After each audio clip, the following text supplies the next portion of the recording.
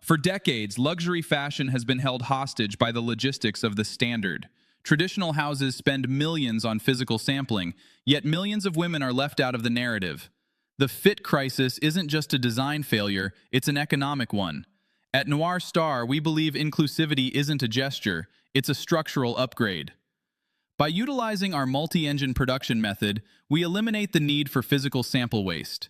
We cast bespoke digital ambassadors who represent the true diversity of the global market.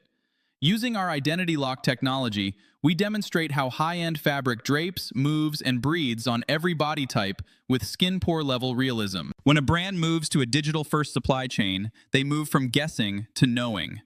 Our clients see a radical reduction in return rates and a surge in brand loyalty. Why? Because the consumer finally sees themselves reflected in the high-fashion mirror, not as an afterthought, but as the muse.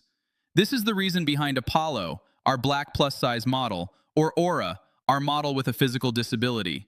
When marginalized people can finally see themselves in, say, an Alexander McQueen dress or a Gucci suit, they feel like a part of the conversation.